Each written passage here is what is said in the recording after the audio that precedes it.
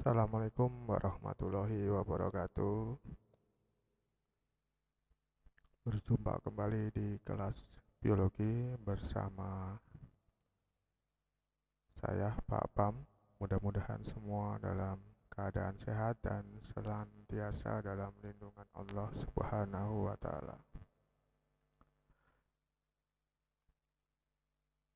Baik, kita pada hari ini eh, akan melanjutkan materi kita pertemuan sebelumnya atau pertemuan minggu yang lalu. Kalau pada minggu yang lalu kita sudah belajar tentang konsep keanekaragaman hayati, ya. Minggu yang lalu sudah kita bahas eh, apa itu keanekaragaman hayati yang terdiri dari tiga tingkat keanekaragaman, ya. Ada keanekaragaman gen, keanekaragaman tingkat jenis, keanekaragaman tingkat ekosistem. Nah, dari tugas yang sudah kalian kumpulkan dan sudah beberapa saya koreksi, ya, masih ada beberapa yang pemahaman tentang konsep tingkat-tingkat keanekaragaman hayati masih kurang atau bahkan ada yang belum paham. Jadi tolong itu diputar lagi videonya, ya, untuk kembali eh, mempelajari tingkat-tingkat keanekaragaman hayati. Dan bagi yang sudah paham, ya, jangan sampai kemudian terlupakan. Kita lanjut materi kita hari ini. Kita akan mempelajari tentang keanekaragaman hayati di Indonesia, ya, dan upaya konservasinya, ya. Kompetensi dasar masih sama dengan materi minggu yang lalu, yaitu KD 3.2, menganalisis berbagai tingkat keanekaragaman hayati di Indonesia beserta ancaman dan pelestariannya. KD 4.2 menyajikan hasil observasi berbagai tingkat keanekaragaman hayati di Indonesia dan usulan upaya pelestariannya. Adapun tujuan pembelajarannya, diharapkan kalian setelah sama-sama kita belajar hari ini, diharapkan kalian nanti mampu pertama mengidentifikasi keanekaragaman hayati di Indonesia, baik flora maupun faunanya. Kemudian yang kedua, menjelaskan manfaat keanekaragaman hayati. Ketiga, mengidentifikasi penyebab berkurangnya atau tergerusnya keanekaragaman hayati di Indonesia. Keempat, menganalisis upaya konservasi keanekaragaman hayati di Indonesia. Nah, itu tujuan pembelajaran untuk hari ini. Baik, kita masuk ke materi. Jadi, keanekaragaman hayati di Indonesia, kita saat ini merupakan negara paling tidak nomor 2 dengan keanekaragaman hayati tertinggi di dunia, ya. Bahkan ada yang menyebut kita sebetulnya tertinggi, ya, di dunia. Tapi ya kita pokoknya termasuk dalam mega diversity di dunia. Untuk keanekaragaman flora, yang pertama, Indonesia memiliki keanekaragaman flora yang sangat tinggi, ya, karena Indonesia memiliki beragam ekosistem, ya. Tidak ada negara lain yang memiliki keberagaman ekosistem seperti yang dimiliki oleh Indonesia, ya. Kita punya ekosistem pantai yang sedemikian panjang. Kita merupakan negara terpanjang garis pantainya, ya. Dan tentu tiap-tiap pantai memiliki karakteristik yang berbeda-beda. Floranya berbeda-beda, ya. belum ekosistem rawa, belum ekosistem danau, belum ekosistem sungai, belum ekosistem darat. Itu ada padang rumput, ada hutan musim, ada mangrove, ada hutan pegunungan, ada hujan tropis, wah macam-macam ya. Kita Indonesia diberkahi dengan keanekaragaman ekosistem yang menyebabkan kita berlimpah untuk jenis flora atau tumbuhannya ya. Tentu tiap jenis tumbuhan nanti akan memiliki manfaat yang cukup besar bagi kehidupan bangsa Indonesia. Nah, Indonesia dijuluki itu the second mega biodiversity ya, atau kita merupakan negara dengan keanekaragaman makhluk hidup yang nomor 2 ya. Indonesia juga dijuluki sebagai paru-paru dunia karena memiliki ekosistem yang khas di Indonesia, yaitu hutan hujan tropis. Jadi hutan hujan tropis itu adalah ekosistem yang mampu mendaur karbon dioksida, kemudian digunakan untuk fotosintesis dan dilepaskan kembali dalam bentuk oksigen, sehingga disebut paru-paru dunia. Nah, karena ini merupakan ciri-ciri ekosistem di Indonesia, maka kalian harus paham betul ciri-ciri hutan hujan tropis. Ya, hutan hujan tropis merupakan ekosistem yang paling tinggi keanekaragaman floranya. Ya, keanekaragaman floranya paling tinggi dibandingkan dengan jenis ekosistem yang lain. Maka karena ini banyak terdapat di Indonesia, maka dikatakan Indonesia memiliki keanekaragaman flora yang sangat tinggi pula, karena kita dianugerahi dengan hutan hujan tropis.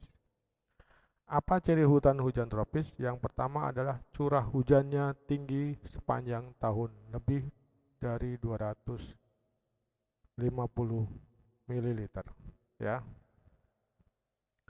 Kemudian intensitas cahaya matahari juga tinggi sepanjang tahun. Ya, kita rasakan kita di tropis itu intensitas mataharinya sangat tinggi. Kita kalau siang hari terasa terik panas ya.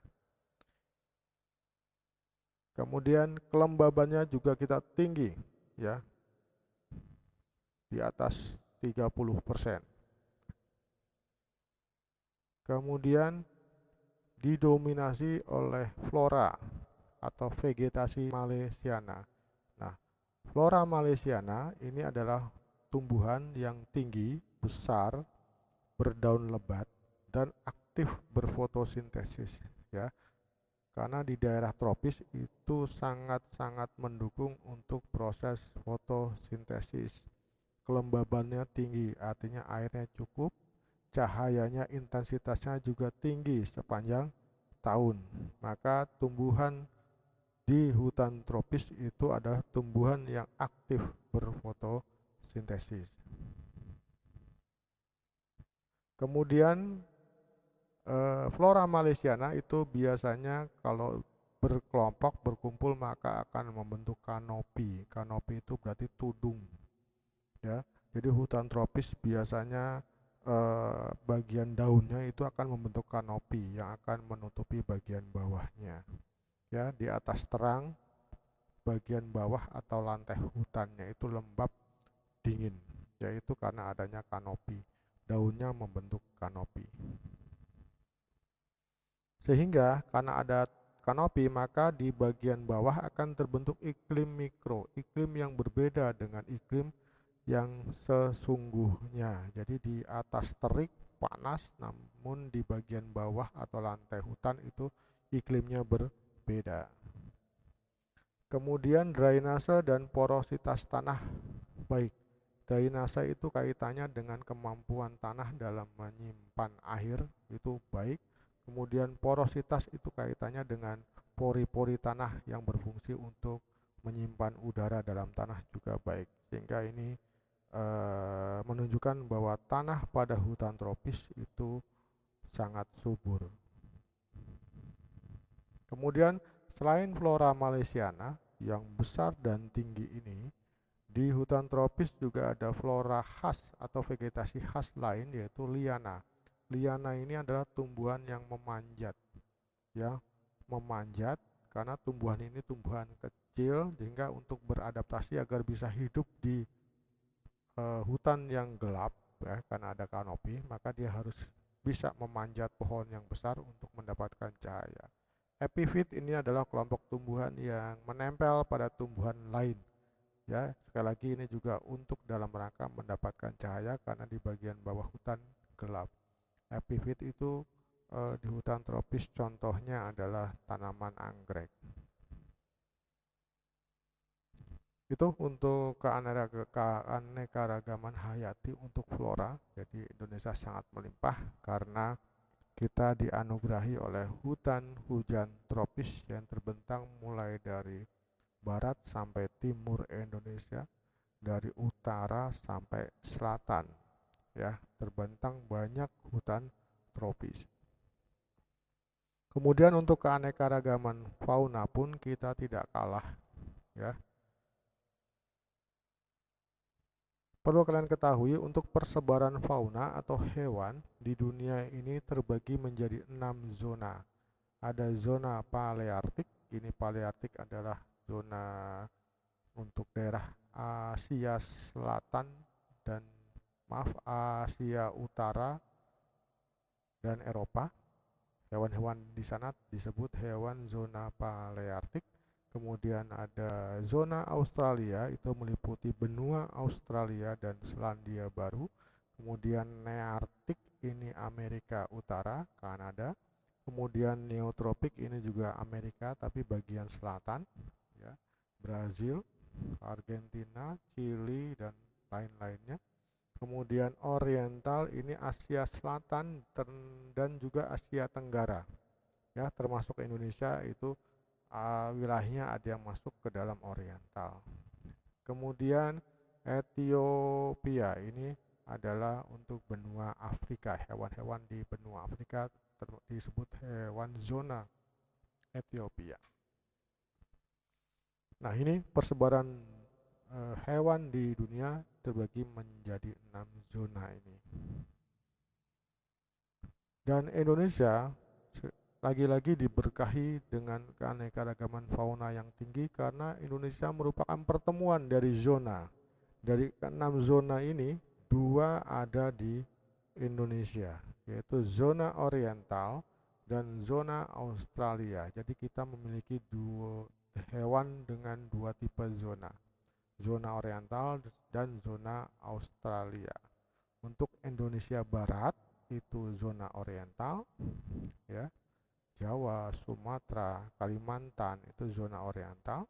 Kemudian untuk Indonesia bagian timur, tipe hewannya adalah hewan zona Australia, ya.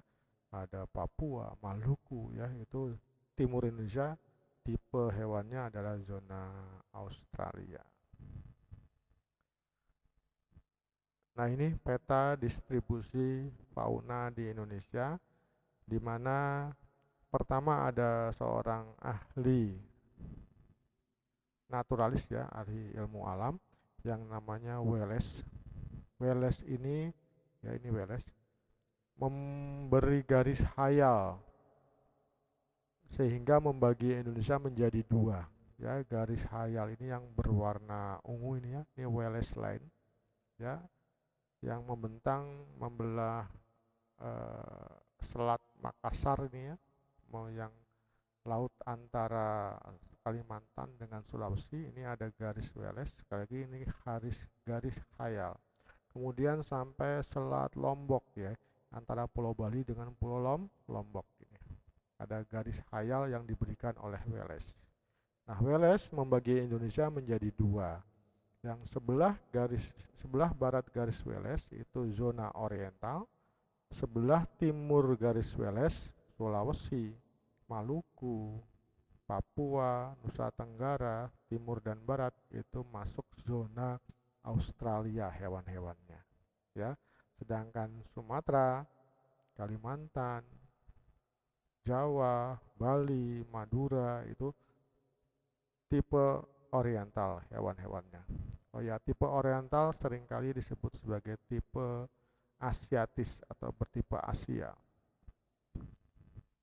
Kemudian ada satu lagi tokoh yang bernama Weber memberikan satu lagi garis yang disebut Weber Line yang kuning ini, ya.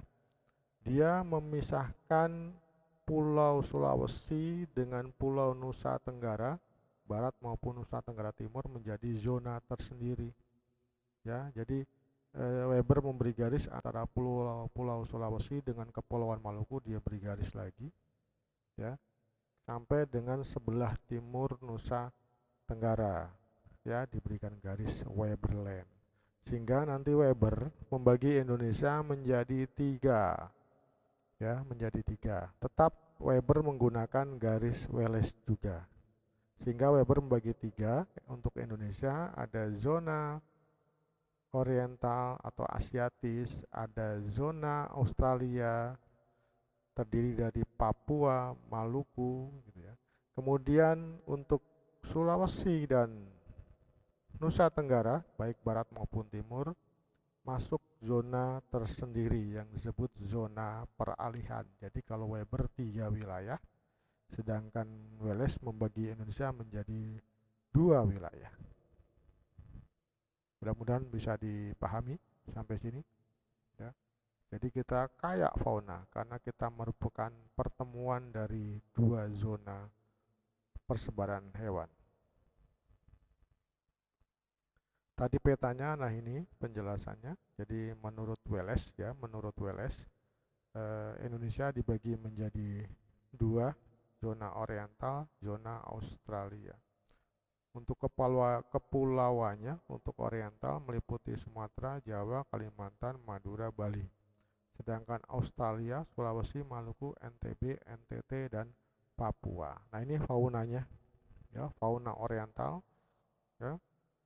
Ada badak, gajah, harimau, orangutan, beruang, madu, tapir, bekantan, owa, jalak, merak, dan lain-lain, ya. Kemudian zona Australia ada kanguru, ada walabi, koala, kuskus, komodo, anoa, burung maleo, cendrawasih, kakatua, kasuari, dan lain-lain.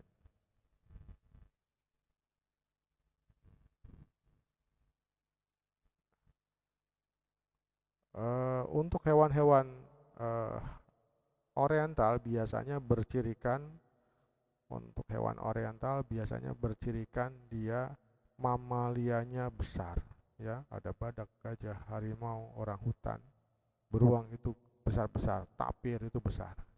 Kemudian juga oriental ini dihuni oleh berbagai macam primata. Wah, primatanya banyak. Di sini ada owa, ada bekantan, ya, mungkin ada orang hutan, ya, ada lutung. Nah, ini banyak jenis primatanya. Kemudian burungnya warna bulunya kurang menarik, ya. Kalau oriental burungnya warna bulunya kurang menarik tapi suaranya bagus.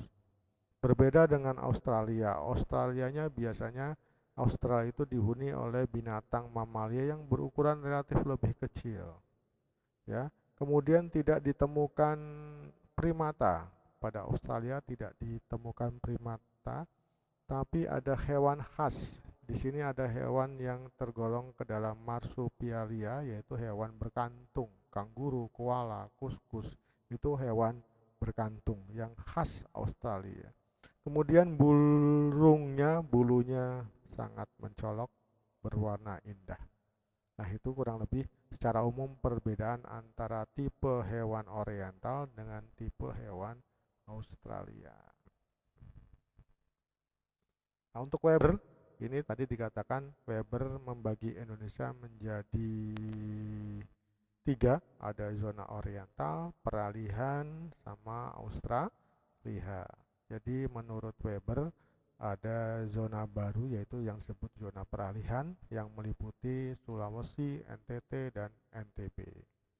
Ya, kenapa Weber memisahkan Sulawesi dan Nusa Tenggara menjadi daerah tersendiri karena beliau melihat bahwa hewan-hewan di wilayah ini, peralihan ini, memiliki ciri khas tersendiri yang berbeda dari Oriental dan Australia. Jadi Weber melihat bahwa hewan-hewan yang ada di daerah peralihan ini adalah hewan-hewan endemis Indonesia. Hewan-hewan yang hanya dimiliki oleh negara kita, negara lain nggak punya. Ya, komodo, anoa, babi rusa, kemudian ada burung rangkong, ada burung maleo, tarsius. Ini hewan-hewan khas Indonesia. Ya, sedangkan di Oriental, ya, badak itu banyak negara yang punya badak. Gajah banyak negara yang punya gajah. Harimau juga demikian. Ya, kanguru kita punya, tapi Australia juga punya, gitu ya. Wallaby kita punya, Australia juga punya. Sehingga eh, daerah peralihan ini adalah daerah yang betul-betul dihuni oleh hewan khas Indonesia, sehingga Weber memisahkan menjadi zona tersendiri. Demikian ya pembagian fauna Indonesia. Nah, ini gambar-gambarnya, ilustrasinya.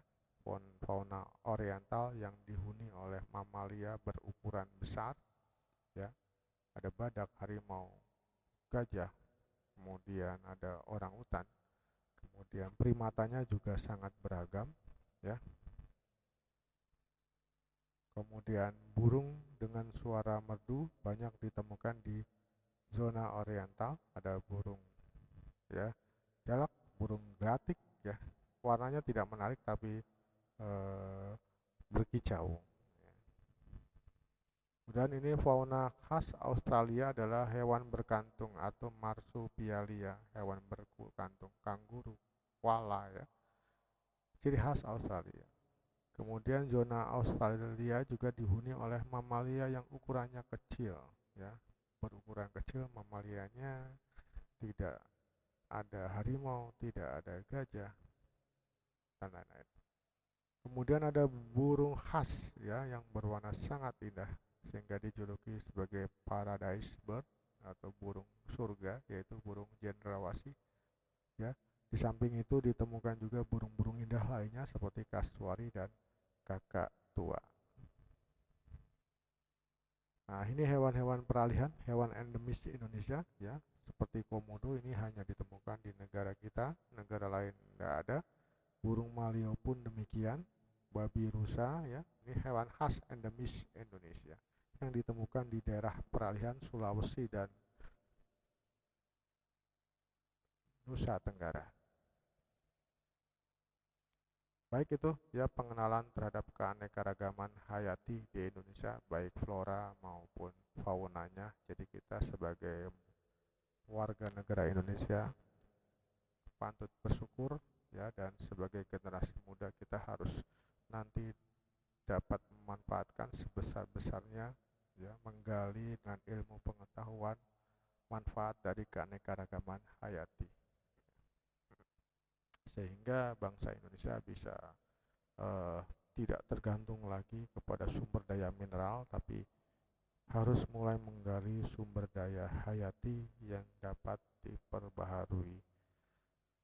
Baik, kita masuk ke manfaat keanekaragaman hayati. Keanekaragaman hayati memiliki beberapa manfaat yang sangat tinggi. Pertama, yaitu manfaat yang berupa nilai konsumtif, ya. Artinya keanekaragaman hayati ini dapat langsung dimanfaatkan tanpa proses pengolahan, ya. Misalkan buah-buahan, ya, itu kan kita bisa langsung memanfaatkan, ya. Tanaman pangan misalkan padi, jagung, itu tanpa diolah dengan proses yang panjang bisa kita langsung manfaatkan. Itu yang disebut nilai konsumtif. Kemudian manfaat yang berupa nilai produktif, ini artinya adalah keanekaragaman hayati sebagai sumber bahan baku bagi kegiatan industri. Jadi bisa memunculkan, bisa menstimulasi kegiatan ekonomi karena adanya kegiatan industri. Misalkan apa? Misalkan getah misalkan pohon karet yang menghasilkan getah, itu kan sebagai sumber bahan baku untuk industri ban misalkan. Kan kita tidak bisa langsung kita panen getahnya langsung kita jadikan ban, tapi harus melalui kegiatan industri. Ya, begitu juga misalkan kelapa sawit ya sebagai bahan baku bagi minyak goreng. Ya itu pun nggak bisa langsung dari biji sawit diperas langsung jadi minyak goreng, nggak bisa, harus diolah melalui kegiatan industri sehingga muncul kegiatan ekonomi ya. Itu yang sebagai sumber bahan baku. Kemudian nilai ekologis, artinya keanekaragaman hayati dapat meningkatkan keseimbangan ekosistem. Jadi semakin tinggi keanekaragaman hayati, maka makin seimbang ekosistemnya, tidak mudah terguncang oleh perubahan lingkungan, ya, tidak gampang banjir, tidak terkena dampak global warming misalkan, ya itu karena keanekaragaman hayati yang tinggi. Nah itu beberapa nilai dari manfaat keanekaragaman hayati. Sebetulnya masih ada beberapa nilai lagi, bisa nilai edukatif, ya pendidikan dan penelitian, bisa nilai rekreatif ya karena indah sehingga bisa dijadikan tempat rekreasi. Ya, itu beberapa manfaat keanekaragaman hayati yang alhamdulillah di Indonesia sangat tinggi. Kemudian keanekaragaman hayati yang tinggi itu tidak sesuatu yang tidak statis tapi dinamis, terutama oleh aktivitas atau kegiatan yang dilakukan oleh manusia. Ya, ternyata kegiatan manusia beberapa dapat menurunkan bahkan merusak keanekaragaman hayati. Ya, sehingga bukan manfaat yang kita peroleh, justru malah mudarat yang kita peroleh. Apa saja kegiatan manusia yang dapat merusak keanekaragaman hayati yang pada akhirnya tentu akan merusak keseimbangan ekosistem, yaitu pertama adalah penebangan dan pembakaran hutan untuk berbagai macam kepentingan manusia. Ini yang di berita-berita ya, yang di televisi, di surat kabar itu sering sekali kita dengar ya, penebangan dan pembakaran hutan yang tentu berdampak pada ekosistem ya. Bumi makin panas ya, kemudian banjir bandang itu akibat ini. Kemudian ada juga perburuan liar, satwa liar ya. Kemudian illegal fishing atau mancing secara liar, mencari ikan secara liar misalkan dengan menggunakan bahan-bahan peledak. Itu beberapa kerusakan yang disebabkan oleh manusia, walaupun juga ada juga kerusakan yang disebabkan oleh alam, misalkan gunung meletus atau beberapa tahun yang lalu tsunami yang begitu hebat menerjang daerah Nangro Aceh Darussalam ya, yang memporak-porandakan manusia dan ekosistemnya juga berubah, berarti keanekaragamannya juga berubah ya. Gitu. Tapi yang paling merusak itu adalah memang adalah aktivitas atau kegiatan manusia. Nah, untuk itu maka perlu upaya untuk mempertahankan keanekaragaman. Nah, upaya untuk mempertahankan keanekaragaman sering disebut sebagai konservasi. Ya.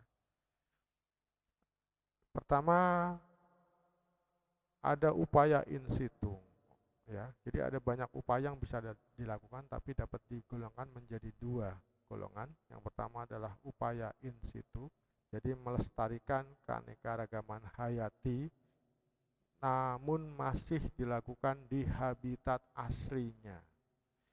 Biasanya berbentuk misalkan taman nasional, kemudian suaka marga satwa, kemudian ada cagar alam. Ini biasanya ditetapkan oleh pemerintah. Ya, ada Taman Nasional Gunung Gede Pangrango misalkan di daerah perbatasan antara Bogor, Cianjur dan Sukabumi ya. Ada Suaka Marga Satwa misalkan Ujung Kulon, walaupun sekarang sudah meningkat statusnya menjadi taman nasional, artinya arealnya lebih luas ya. Kemudian ada cagar alam misalkan di beberapa garis pantai yang hutan mangrove-nya masih terjaga, itu biasanya dijadikan menjadi cagar alam ya. Artinya makhluk hidup itu dilestarikan di tempat asli, tidak dipindahkan pada tempat tertentu. Itu yang disebut upaya in situ. Kemudian yang kedua ada upaya ex situ. Ini adalah upaya melestarikan keanekaragaman makhluk hidup tapi di luar habitat asli. Jadi makhluk hidupnya, organismenya yang terancam punah itu dipindahkan dari habitat asli. Ini biasanya dilakukan karena habitatnya pun terancam. Ya. Nah, ini biasanya berbentuk misalkan kebun binatang. Ya, kebun binatang itu adalah contoh upaya ex situ. Kemudian ada kebun botani. Ya, kebun botani itu adalah upaya pelestarian ex situ biasanya untuk tumbuh-tumbuhan. Misalkan itu adalah kebun raya Bogor, itu adalah contoh kebun botani.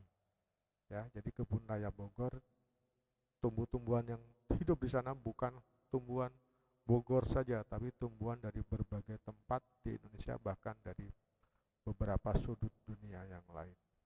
Itu ya upaya-upaya untuk pelestarian keanekaragaman hayati. Ada upaya in situ, ada upaya ex situ, walaupun juga biasanya didukung juga dengan upaya yang berupa penegakan hukum, yaitu undang-undang.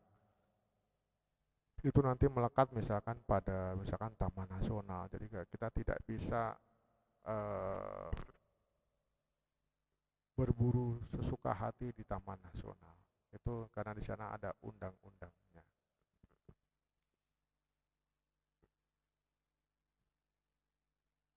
Demikian saya kira untuk pembahasan hari ini, materi kita tentang keanekaragaman hayati di Indonesia. Mudah-mudahan dapat diterima dengan baik, dapat meningkatkan pemahaman dan menambah motivasi kalian untuk belajar lebih lanjut lagi. Ya, saya kira ini semoga bermanfaat dan tetap semangat. Saya akhiri. Assalamualaikum warahmatullahi wabarakatuh.